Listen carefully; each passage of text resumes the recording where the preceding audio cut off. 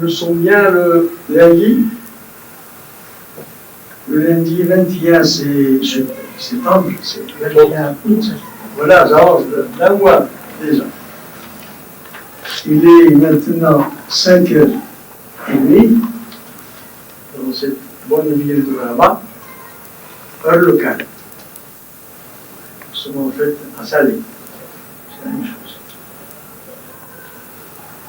Hier, le pape a célébré à Rome un séminaire auquel ont participé quelques 2 millions de jeunes gens venus de tous les coins du monde. C'est, je crois, la 6e fois que le pape rassemble les jeunes du monde, les jeunes catholiques. Vous leur dites quoi?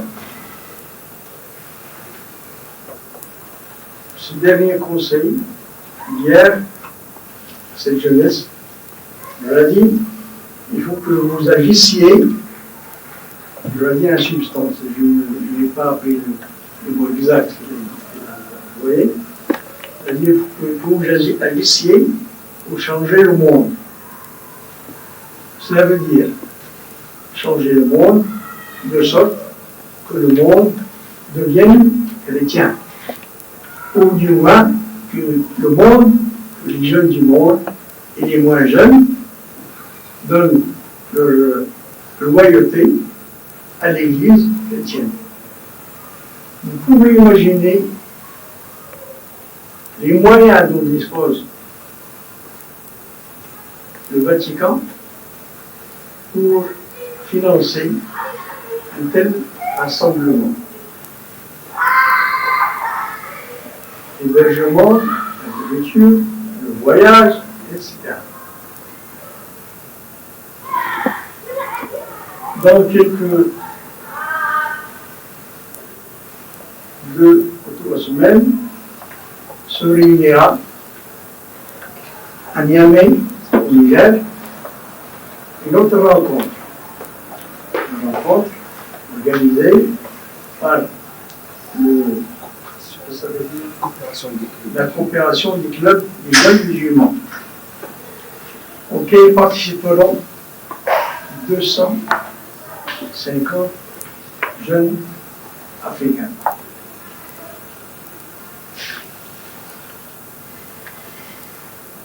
Qui viendront de 10 nations africaines. En comparant les 2 rassemblements, la richesse et l'opulence de l'Église et la pauvreté des Africains et le manque de moyens, nous pouvons nous demander qu'est-ce que l'islam peut offrir aux Africains et au monde entier. Qu'est-ce que l'islam peut offrir aux jeunes comme alternative à ce magma d'objets, de produits matériels et culturels qu'offre la modernité, qu'offre le monde moderne. Qu'est-ce que peut offrir l'islam aux jeunes et au monde entier? Si le Vatican opulent et riche parle au nom de cet Occident gavé de richesse, si cette Église promet aux jeunes un sauvetage pour les sauver du néant spirituel dans lequel ils vivent, que peut leur offrir l'islam? Je ne veux pas entrer en controverse, en discussion avec l'Église catholique, avec quelque église que ce soit. L'islam est une positivité, il a des choses à proposer positivement, il n'a pas à entrer en controverse avec qui que ce soit. Surtout pas avec les chrétiens. Les chrétiens, que le Coran nous indique comme des interlocuteurs valables avec lesquels nous ne devons pas discuter de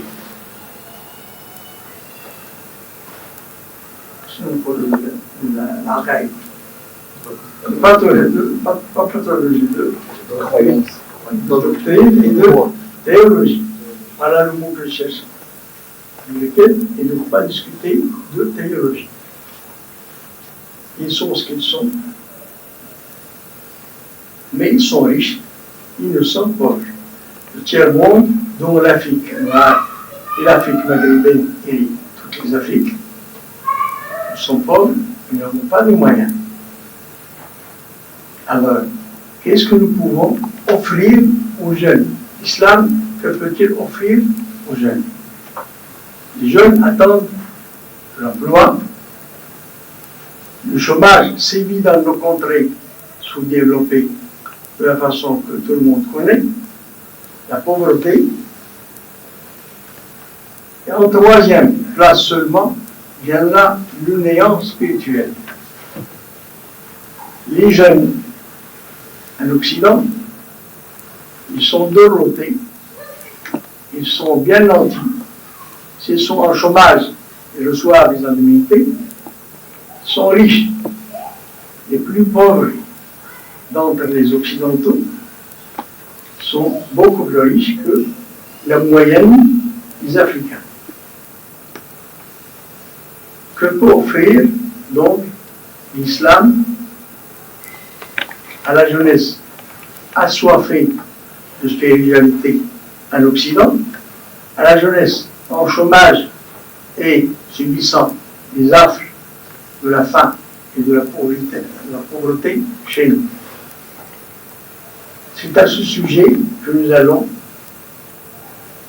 c'est ce sujet que nous allons aborder avec la participation d'une audience pas très nombreuse, une dizaine de jeunes gens et de jeunes femmes.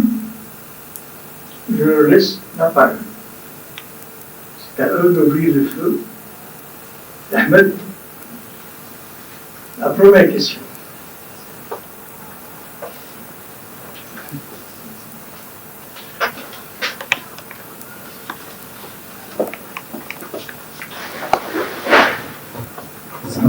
Alaykoum salam wa rahmatullah.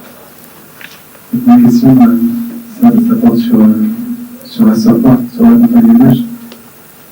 C'est une notion qui est méconnue par un certain cercle restreint.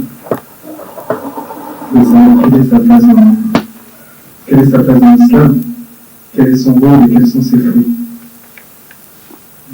Vous êtes Mathieu. Et vous avez embrassé l'islam il y a combien d'années? Ça fait 7 ans. 7 ans. Vous vous y trouvez confortablement? Est-ce que vous êtes à l'aise dans votre, je ne dirais pas religion, parce que je l'ai dit souvent, les mots étrangers, quand on les utilise pour exprimer les significations, les sens de l'islam ne conviennent pas. Les mots étrangers sont piégés s'ils sont utilisés pour parler de l'islam. À commencer par le mot religion. Le mot religion connecte, quel est le mot même? Connote plusieurs significations, dont la laïcité. Religion veut dire une chose, une occupation, une préoccupation de l'individu qui ne concerne que l'individu, alors que l'islam concerne les individus et la société. L'islam concerne le passé de l'individu sont présents et surtout sont développés après la mort.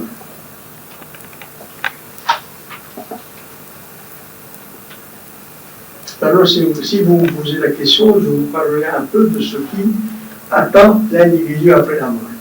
C'est une question primordiale, axiale.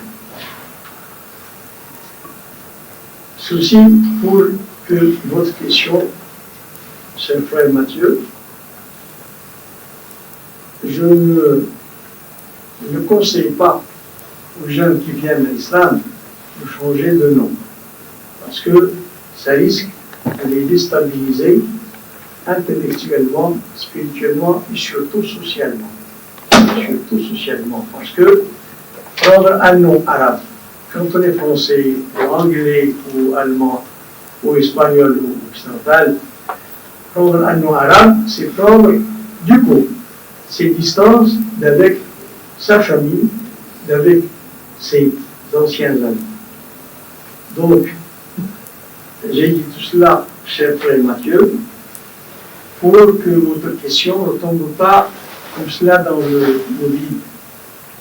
La sohba est un mot arabe, est un mot musulman, est un mot qui charrie, qui apporte une l'idée d'amour entre deux personnes qui partagent le même idéal. Elle comporte également l'idée du lien qui attache celui qui veut savoir avec celui qui sait, qui doit enseigner.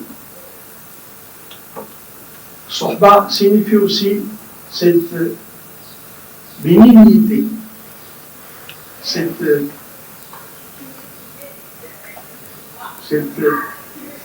préparation, prédisposition, disposition, c'est disponibilité, voilà le mot que je cherche, c'est disponibilité à aimer autrui, à lui venir en aide, à être amical avec lui, même s'il ne partage pas votre idéal, même s'il est un musulman. Sohba porte et signifie beaucoup de choses, en particulier ce lien que les maîtres spirituels musulmans emploient souvent en imitant en cela le mot que tout le monde connaît, as-sahaba, ce sont les compagnons du prophète. Donc, sohba, c'est l'action, c'est la condition du sahaba. Sahaba, ils ont été à la fois les frères, les disciples, les amis, les défenseurs, les voisins du prophète. Donc, les étudiants aussi. Sahaba, ils sont sahaba. Ce sont des personnes qui méritent toute notre gratitude, notre reconnaissance et notre amour. Parce que c'est grâce à leur abnégation, à leur persévérance et à leur don de soi et à leur courage que l'islam est parvenu jusqu'à nous. Donc, Sahaba, c'est tout cela. Ce sont des frères du prophète, des amis, des défenseurs, des disciples, des aides, tout ce que vous voulez comme idée d'approche et de cheminement. Sahibahu, Sahaba, c'est aussi accompagner quelqu'un. Les maîtres soufis ont utilisé ce mot à côté d'autres mots tels que moïd, ça veut dire les gens qui veut veut connaître Dieu, veut connaître le chemin, mouride, demandeur.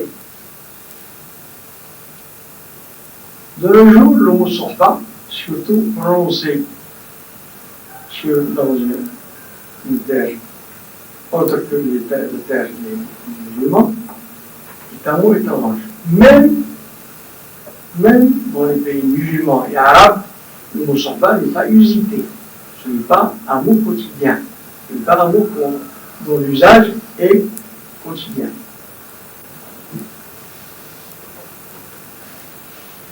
Dans une terre étrangère, sortant, déjà pour la prononciation, il y a problème. Et guttural, ça n'existe pas dans des langues telles que le français ou l'anglais. L'espagnol et l'allemand, il y a du guttural. Sohba. Vous m'avez demandé qu'est-ce que cela signifie, sohba. Comment bénéficier de la bénédiction que peut nous apporter la sohba. Comment faire? Comment agir? Il y a des gens qui, parlant d'un maître spirituel, finissent par exagérer jusqu'à diviniser la personne humaine. Sacraliser une personne, ce n'est pas un fait musulman.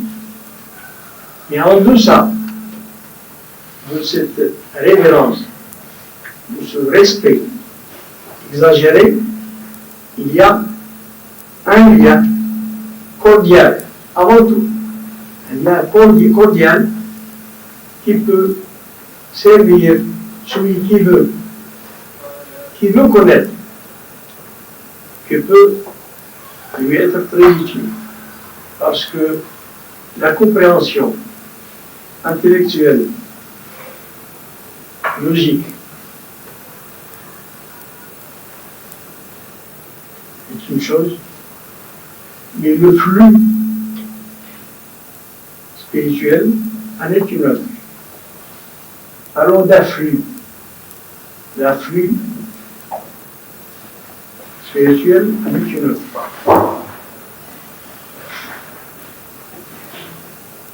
Le bénéfice intellectuel et logique, ça a besoin de la parole. C'est véhiculé par la langue, les mots. Mais les vérités du cœur ne peuvent être appréhendées, puisées, si je veux dire, reçues, c'est mieux, ça me convient mieux. Réceptionnées, si vous voulez. Nous sommes dans une ère de communication, et la communication nous donne beaucoup d'images,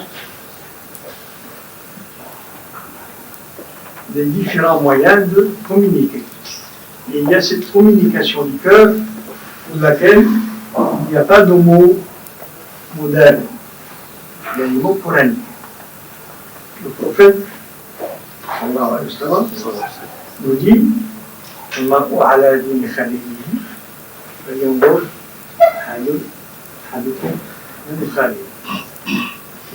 J'essaie de traduire dans la mesure où les mots ne vont pas trahir le sens originel des dires du prophète.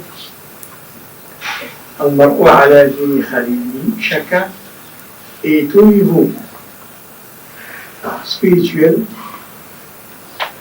Je traduis un peu avec souplesse. Chacun de vous est au niveau spirituel de celui qui fréquente, de celui qui aime, de celui avec lequel il est en étroite relation, le khalil, en étroite relation. cordialement on s'entend, spirituellement on s'entend, mais les visites aussi, les relations humaines aussi, le respect humain aussi. Donc, le prophète nous incite, nous invite à chercher quelqu'un avec qui nous pouvons cheminer ensemble, avec qui nous pouvons entrer en relation cordiale, étroite. En osmose spirituelle, ce dire du prophète nous y invite. Comment faire? Où trouver cette personne?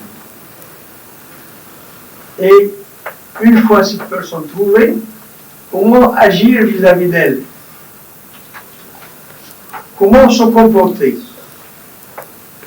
pour recevoir le flux, ce flux spirituel? Et dans cet âge moderne de négativité,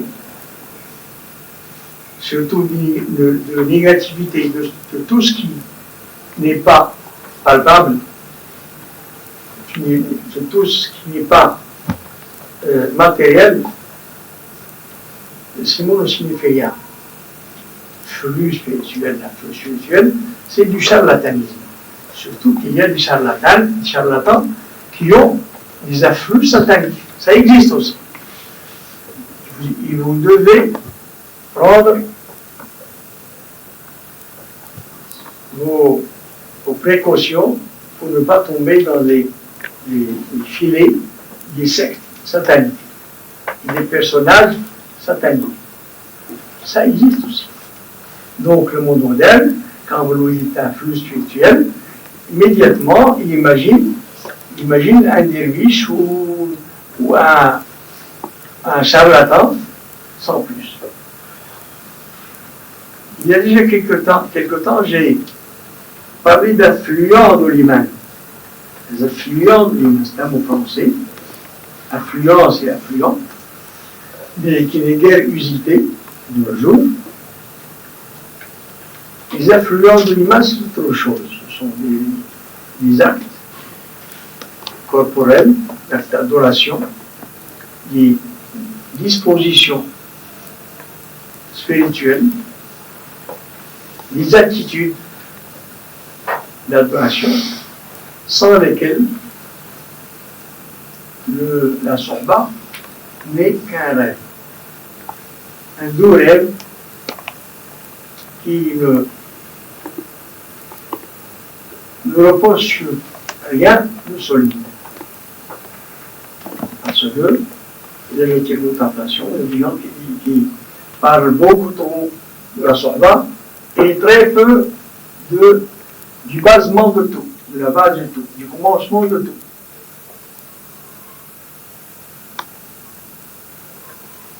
Le commencement de tout, c'est la purification corporelle. Avant de se purifier, ou de prétendre se purifier spirituellement, il faut commencer par l'islam. L'islam, qu'est-ce que c'est? 5 piliers de l'islam. Shahadat an la ilaha illallah. Reconnaître la souveraineté de Dieu, l'existence de Dieu, reconnaître qu'on est la créature de Dieu, Shahadat an la ilaha illallah, reconnaître que les prophètes de Dieu sont des envoyés, qui ont dit la vérité, qui ont apporté le message du salut à l'humanité, et dont le dernier, le sceau, prophète Mohammed sallallahu alayhi wa sallam. Premier Shahadat an la ilaha illallah, wa anna Muhammad Rasulullah. Deuxièmement, Iqam as-salat, la prière. La prière n'est pas un acte qui nage dans le nuage du spirituel. Décarné, on dit. Désincarné. La prière, c'est d'abord des actes corporels. à commencer par la purification, à commencer par l'Iqtisad. Quelqu'un qui vient à l'islam, qui n'était pas musulman avant, il prononce Shahada, il témoigne qu'il reconnaît la souveraineté de Dieu et que le prophète est le son du prophète. Il doit d'abord faire des grandes ablutions, des grandes ablutions, al-Qisal, pour lui enseigner l'Qisal dans les moindres détails.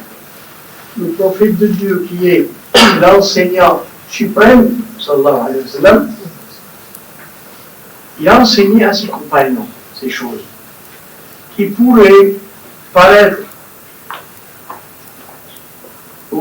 à l'homme moderne, à l'homo modernus, on dit ça, l'homo modernus? Faut le dire, à l'homo modernus, qui peut lui paraître des bêtises. Comment un tel personnage qui a laissé des traces indélébiles, mais des traces définitives, des traces dans l'histoire de l'humanité, comment une telle personne peut s'abaisser à enseigner des bêtises telles que la netteté du corps, telles que les ambitions. C'est méconnaître l'islam et méconnaître le prophète et méconnaître ce que c'est que la sorta. Le prophète enseignait tous ces détails avec persévérance, il répétait cela à tout venant, il commandait aux anciens d'enseigner aux nouveaux, et avec minutie. Et je vous prie, chers sœurs, chers frères, d'être très attentifs aux choses concernant à l'audio, aux choses concernant à Salah, à commencer avant les dispositions du cœur, les attitudes et les poses du corps. Comment faire encore les inflexions, comment se prosterner avec minutie, dans le détail. Il faut enseigner ça. En enseignant aux gens ces choses-là, nous approchons de la signification pleine et épanouie et vraie de la sorta. Autrement, nous nageons dans les songes.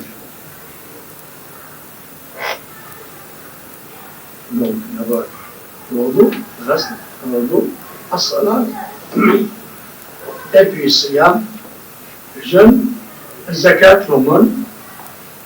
Zakat, c'est zakat. Et l'aumône, ce n'est pas l'aumône. C'est le don obligatoire de possession matérielle. Eh bien, en cinquième position, le pèlerinage. Alors là, le pèlerinage, il faut s'y préparer et l'effectuer avec toute la modestie et toute la présence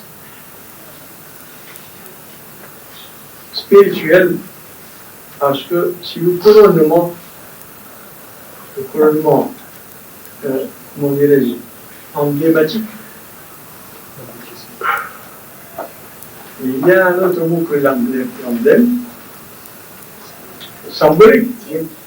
symbolique et effectif de l'islam, le pèlerinage. Tout cela demande que nous nous appliquions à étudier le détail de l'islam. C'est le premier degré de l'islam, c'est l'islam 5 piliers. Deuxième degré, c'est l'iman.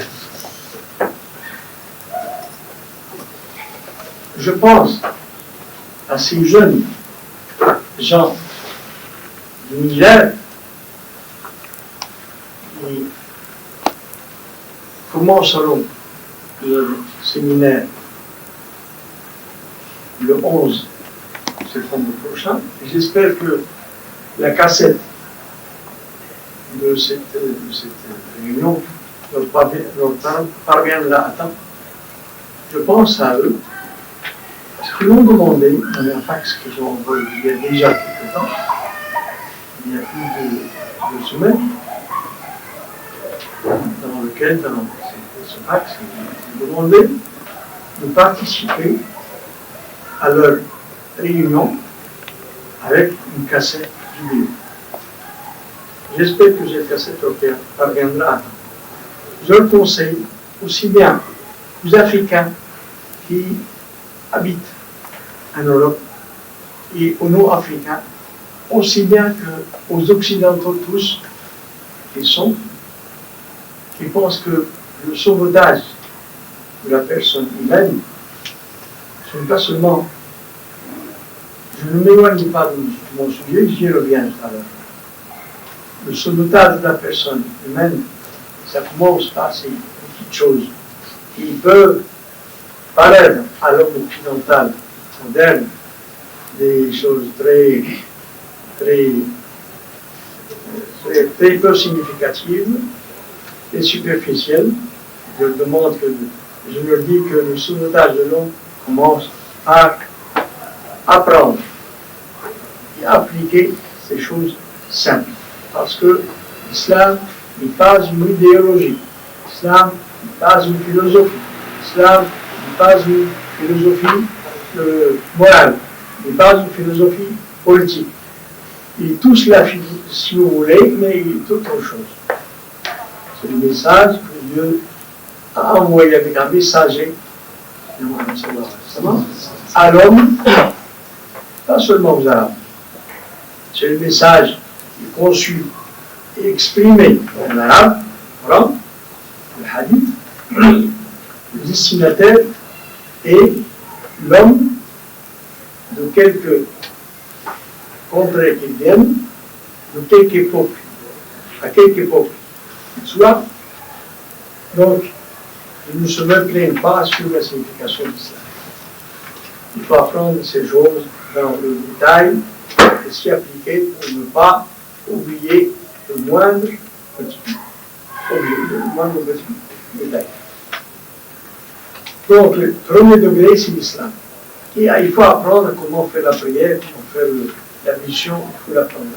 Tout d'abord, aller au-delà, parler de l'islam avec fusion, avec enthousiasme. L'islam est la meilleure des religions et tout ça. Ce sont des paroles en l'air. Si on ne sait pas faire ses ablutions et sa salade. Tout d'abord cela. Deuxième degré, l'iman. J'ai parlé, il y a déjà quelque temps, des affluents de l'iman. Un livre qui s'intitule La révolution à l'islam, qui date maintenant. 20 ans, plus 25. Ça date un peu, mais l'essentiel, c'est valable. Les affluents de l'iman, pour avancer, pour franchir une étape dans sa religiosité, dans sa marche de Dieu, il faut savoir qu'il n'y a que l'iman tel que nous l'a enseigné le prophète dans cette séance angélique et combien pédagogique que les livres de hadith rapportent, quand l'envoyé de Dieu, Gabriel, l'archange Gabriel, est venu sous forme d'un homme que le hadith décrit comme étant propre, comme ayant des habits blancs, qui vient demander au prophète de lui enseigner l'islam. Qu'est-ce que c'est? Au prophète, l'islam. L'islam, lui dit l'islam, les 5 piliers, il lui a parlé de 5 piliers. Il lui a demandé ensuite qu'est-ce que c'est que l'iman. Donc l'iman, c'est un autre degré. Il lui a dit, il faut croire en Dieu, croire en les anges de Dieu, croire en des livres révélés de Dieu, croire en les prophètes de Dieu, croire en la destinée, le messager de Dieu, le messager.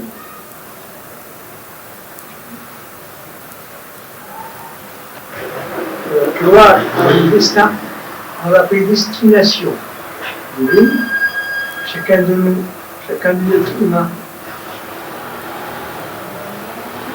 est destiné à un devenir après la mort. Donc il faut croire à tout cela.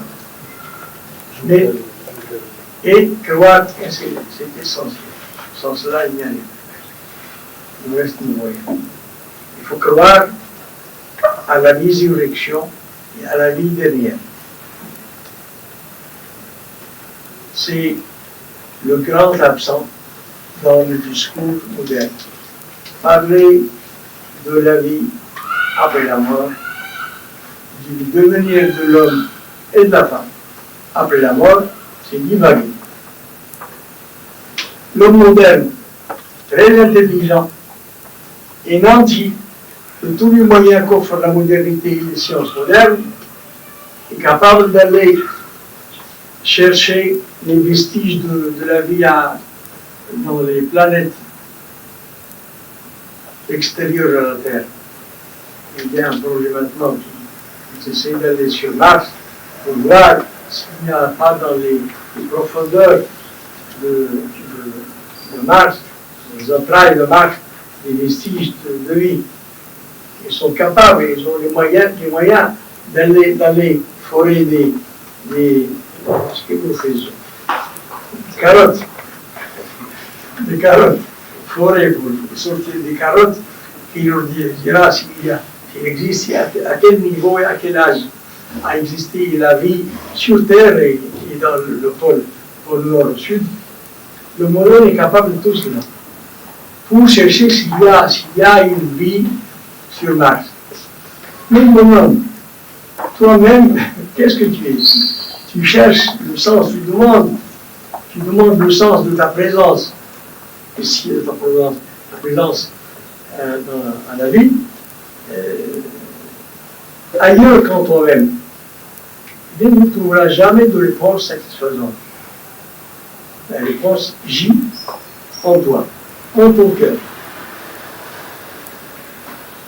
Donc, croire à la vie dernière, quand on en est à aller forer les entrailles de Mars pour l'interroger, pour questionner Mars, si jamais s'il a abrité la vie il y a quelques milliards d'années, c'est refuser d'emblée le message qu'ont apporté les prophètes, les bénédictions de Dieu.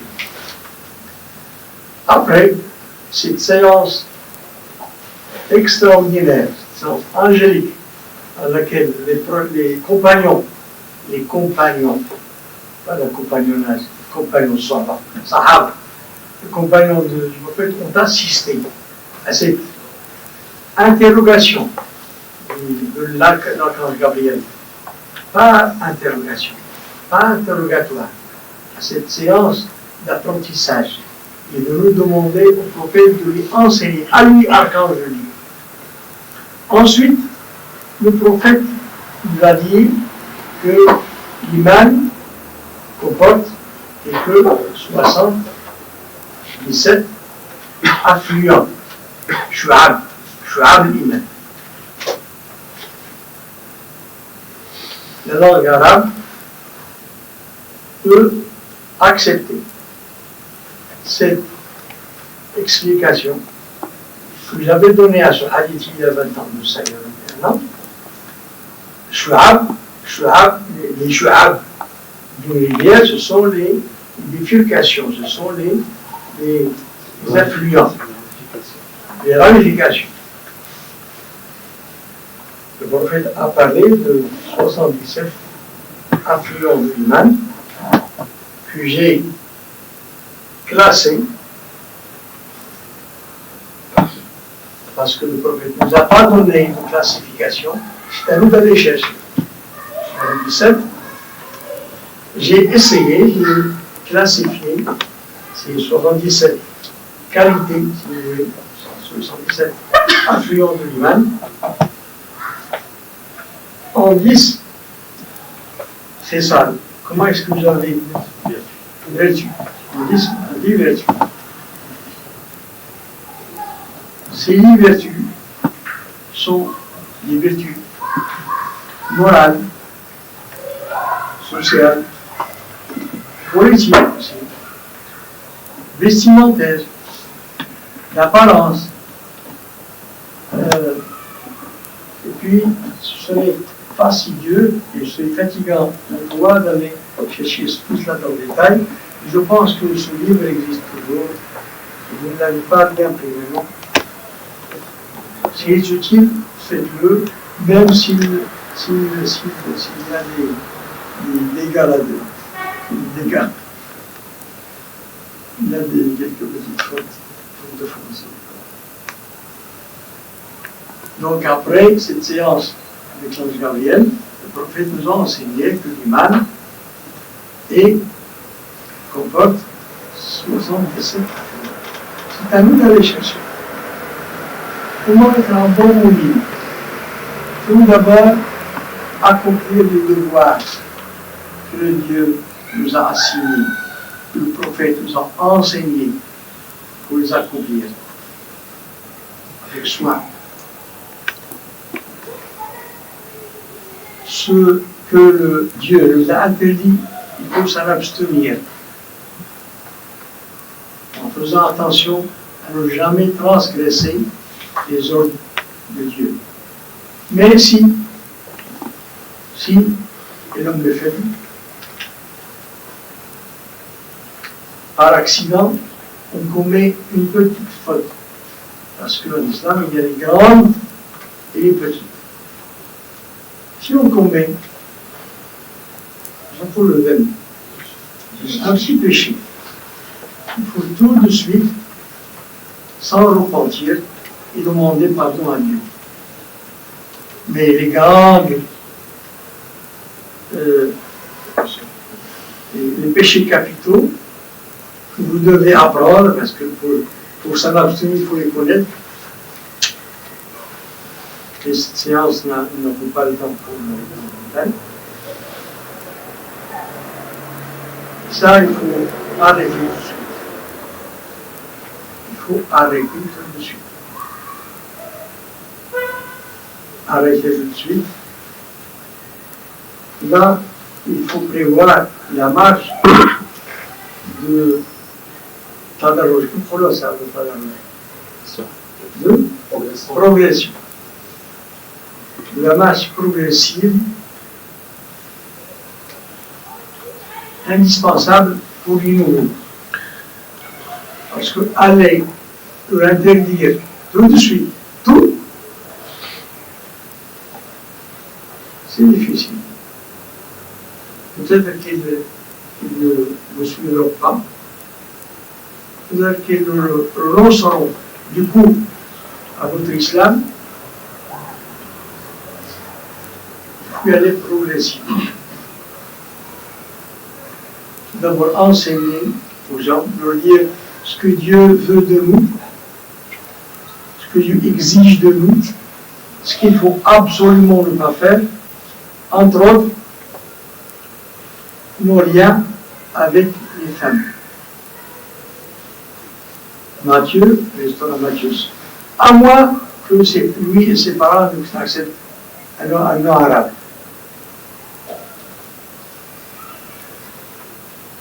Il ne faut pas forcer les gens à adopter des attitudes autres que celles dans lesquelles ils ont été élevés du jour au lendemain. Il faut être souple, pas trop souple, et puis il faut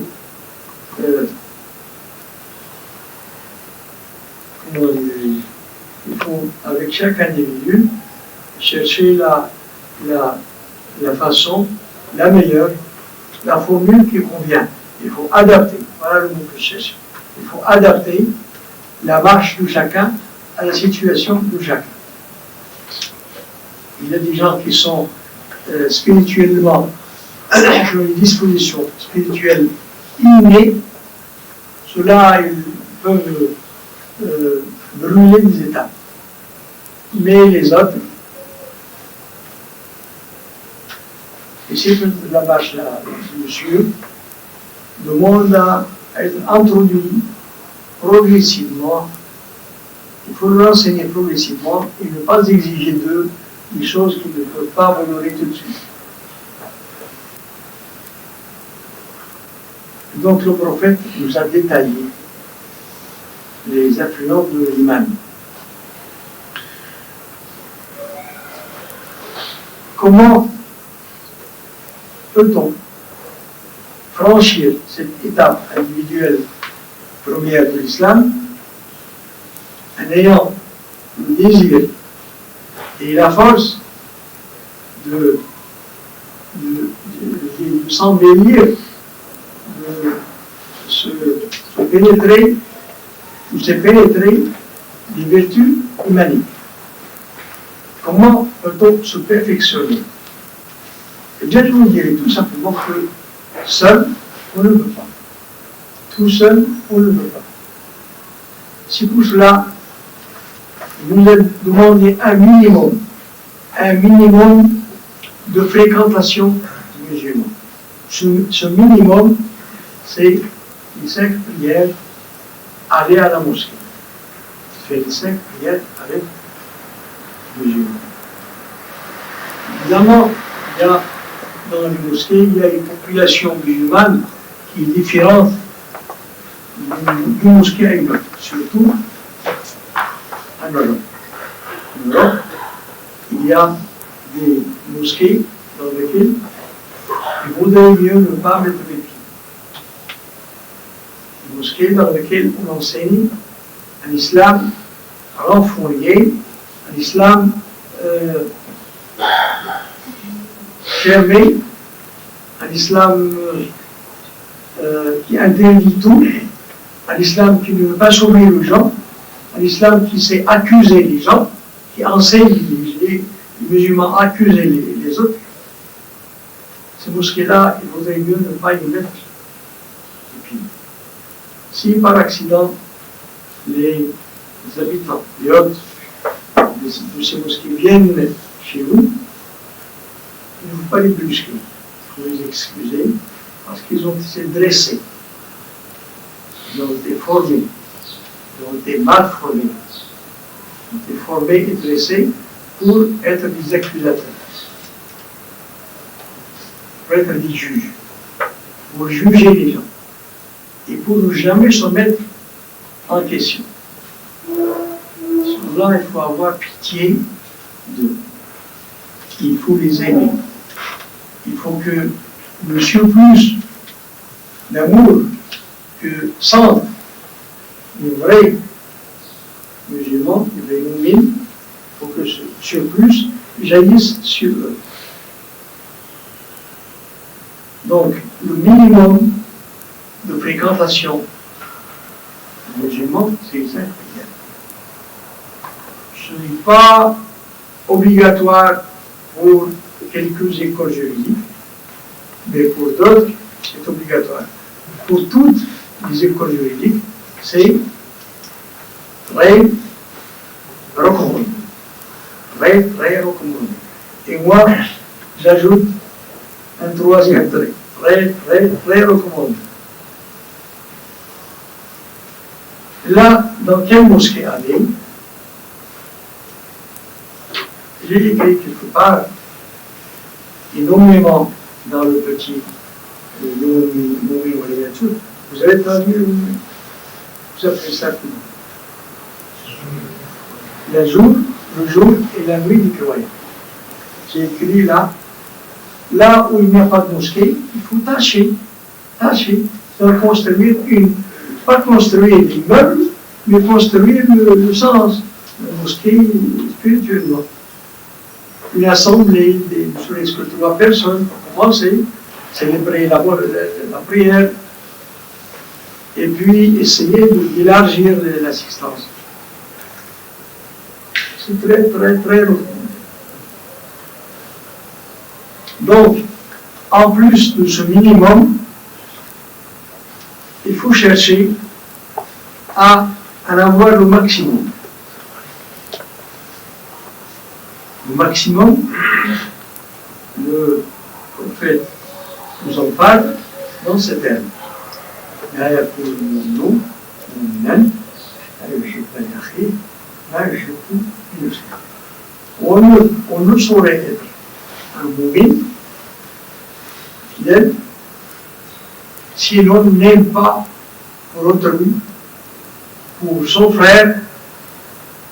Cela veut dire son frère, soit son frère en humanité, soit son frère en islam, soit son frère plus proche. Il faut aimer aux autres ce qu'on aime pour soi. Je crois qu'il y a un adage ou une hikmah, une sagesse angélique dans les évangiles. Évangélique, je veux dire. يا أيتها النفس المطمئنة ارجعي إلى ربك راضية مرضية فادخلي في عبادي وادخلي جنتي